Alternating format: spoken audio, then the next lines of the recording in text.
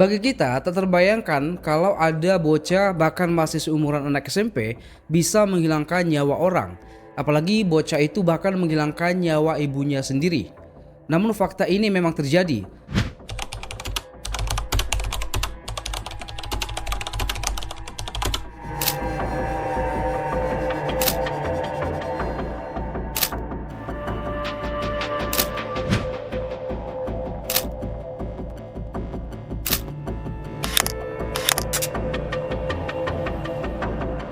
Oke, mari kita bahas. Kembali lagi di channel YouTube Kopi Hitam episode kedua. Sebelum menonton video ini sampai habis, jangan lupa sediakan kopi hitam di samping Anda.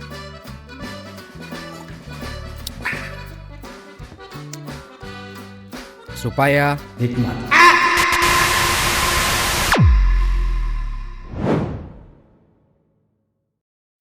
Jadi belakangan ini ramai diberitakan di Amerika Serikat di mana seorang bocah yang masih berusia 15 tahun tega menghilangkan nyawa ibunya. Bahkan hampir juga menghilangkan nyawa ayahnya sendiri menggunakan senjata. Bocah itu adalah Carly Madison Gregg.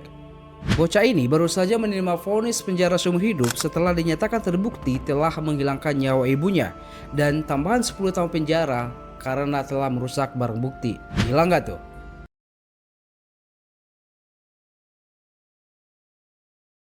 Kejadian pembunuhan terjadi pada tanggal 19 Maret 2024, di mana saat itu Carly masih berusia 14 tahun, ibunya bernama Ashley Smiley berusia 40 tahun, sementara ayah tirinya bernama Heath Smiley berusia 39 tahun. Menurut keterangan dari barang bukti, rekaman CCTV yang diputarkan di pengadilan menampilkan detik-detik Carly melakukan aksinya. Dalam rekaman video itu, tampak Carly membuka pintu dan memasuki dapur mengenakan kaos Nirvana. Carly mondar-mandir di koridor, sesekali bolak-balik memastikan posisi ibunya yang saat itu sedang berada di kamarnya.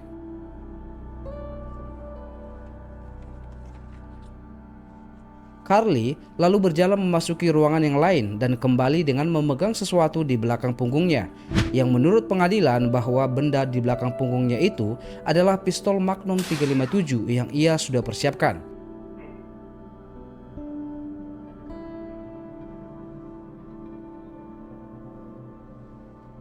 Sambil memegang senjata, Carly mengintip ke dapur untuk memastikan tidak ada orang lain. Carly lalu bergerak menuju posisi ibunya dan beberapa saat terdengar 3 kali suara tembakan.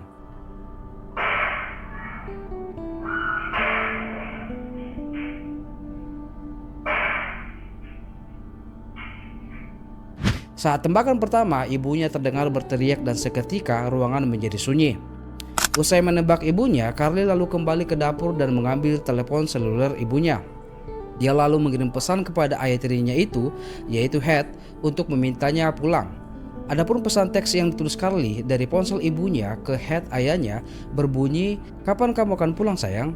Jadi intinya si Carly ini hubungin ayahnya supaya pulang agar dia juga bunuh ayahnya itu. Selain itu, dia juga mengirim pesan teks kepada salah satu temannya dan memintanya datang ke rumah Carly karena ada hal yang darurat. Ketika sahabatnya itu tiba di rumahnya, Carly bertanya kepada temannya, "Apakah kamu pernah melihat mayat sebelumnya?" Sembari menuntun temannya itu menyaksikan mayat ibunya yang telah tergeletak dengan ditutupi kain putih di wajahnya. Kamu bisa bayangin gak? Teman lu ngajakin lu ke rumahnya buat ngelihat jasad ibunya, yang dimana teman lu itu sendiri yang ngebunuhnya. Kalau saya pribadi di posisi itu mungkin keringat dingin. Tak lama setelahnya, ayah Carly ini tiba dan sudah di depan pintu rumah mereka. Saat akan membuka pintu, Carly tiba-tiba melepaskan tembakan ke ayahnya dan mengenai bahu ayahnya itu. Beruntung saat itu ayahnya berhasil merebut senjata dari Carly, sehingga Carly dan temannya lari meninggalkan ayahnya dengan posisi terluka.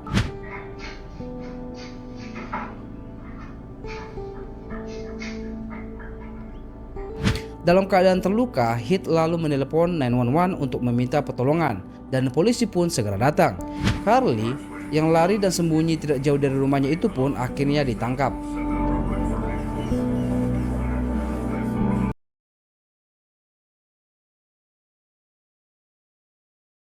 Ketika Carly ditangkap dan dibawa ke pengadilan untuk diadili, muncul fakta baru.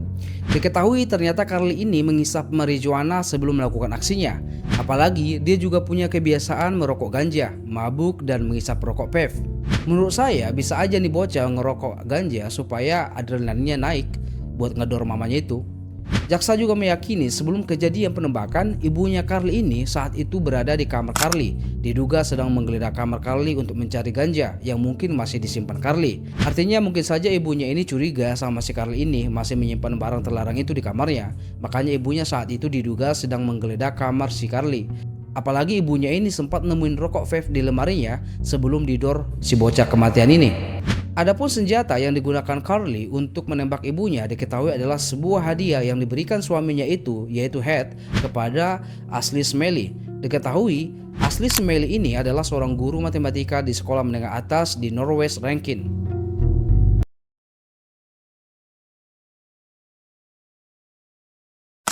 Di dalam persidangan dengan perdebatan yang sangat sengit, pengacara Carly, Bridget Todd, dan Kevin Kemp mencoba membuktikan bahwa Carly ini tidak bersalah. Mereka beralasan bahwa kliennya itu mengalami gangguan mental. Dia juga mengatakan bahwa Carly ini adalah korban dari kejadian penembakan ini. Intinya, menurut pengacara ini, baik si Carly, ibunya, dan ayah tirinya itu adalah korban. We believe the evidence will show that there were 3 victims on March 19th. Ashley Smalley, Heath Smalley, and Carly Smalley. And Carly Gregg. We believe the evidence will show that Carly had been suffering from a mental illness. Bahkan seorang psikiater yang dihadirkan oleh pengacara itu juga mengatakan bahwa si Carly menderita gangguan bipolar. Emang kalau seseorang mengalami gangguan bipolar ada keinginan membunuh ya? Strategi pengacara itu berusaha membawa persidangan ini difokuskan pada kondisi kesehatan mental Carly dengan menegaskan bahwa Carly tidak memiliki riwayat kekerasan dan termasuk siswa yang cukup berprestasi, masih panjang masa depannya. Pengacara itu juga menyampaikan bahwa Heath, si ayah Carly ini, tetap memberikan dukungan kepada Carly selama di persidangan, meski dia juga korban atas insiden itu. Intinya pengacara ini menyampaikan bahwa bapak tiri si Carly ini memberi dukungannya kepada Carly sebagai pembenaran bahwa Carly itu mengalami gangguan kesehatan mental, jadi harus butuh dukungan gitu. Di sisi lain memang pada satu titik, bapak tirinya itu terekam menyampaikan dukungannya secara langsung kepada Carly dengan mengatakan aku mencintaimu kepada Carly. C1, C2, C3. Rekaman itu lalu mengundang banyak reaksi netizen atas tingkah ayahnya itu yang sepertinya tidak lazim. Apalagi perilaku ayah tiri Carly ini di luar dugaan. Dia masih memberi dukungan kepada pihak yang membunuh istrinya, bahkan hampir membunuh dia juga. Namun dia tetap dukung. Pernyataan pengacara itu senada dengan kesaksian ahli psikiater Andrew Clark. Dia mengatakan bahwa kondisi mental Carly setelah melakukan aksinya, dia tidak memiliki ingatan sama sekali mengenai apa yang terjadi. Bahkan ia sebut bahwa si Carly ini melakukan aksinya atas dorongan suara-suara. Barangkali suara goib kali ya. Intinya mereka ini ingin menjadikan si Carly ini sakit secara mental atau setidaknya udah geje lah, supaya si Carly ini lepas dari jeratan hukum gitu.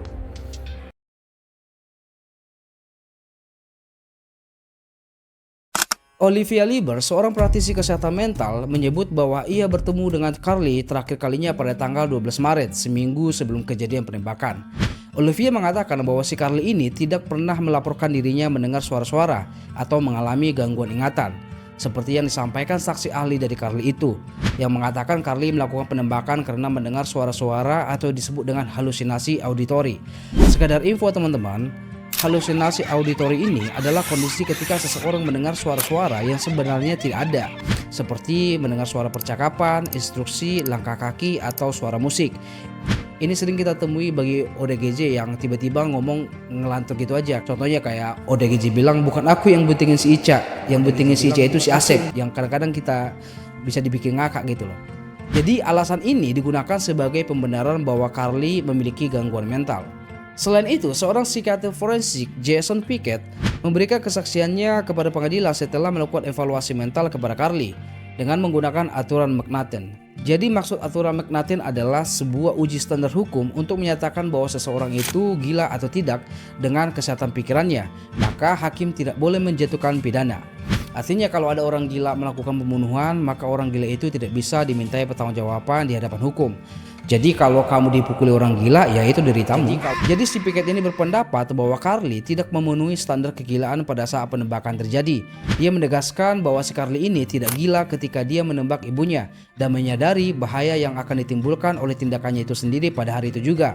Apalagi usai kejadian, Carly sempat merusak barang bukti. Itu semakin menguatkan bahwa si Carly ini tidak gila. Selain itu, ia juga menambahkan bahwa Carly memiliki kecenderungan narsisme dan psikopat dan menyebut tindakannya itu sebagai kejahatan.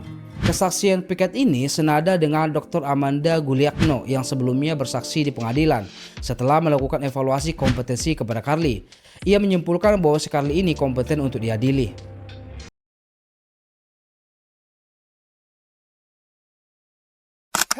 Setelah persidangan berjalan 5 hari dan menghadirkan banyak saksi termasuk ayah tiri Carly, saksi ahli dan bukti-bukti, akhirnya juri Ranti Conti menjatuhkan hukuman penjara seumur hidup kepada Carly. Carly dinyatakan bersalah telah membunuh ibunya dan melakukan percobaan pembunuhan kepada ayahnya. Tidak hanya itu, juri juga memvonis 10 tahun penjara kepada Carly karena terbukti bersalah merusak barang bukti. Bahkan tidak ada permintaan bebas bersyarat. Alright, the verdicts appear to be in proper form.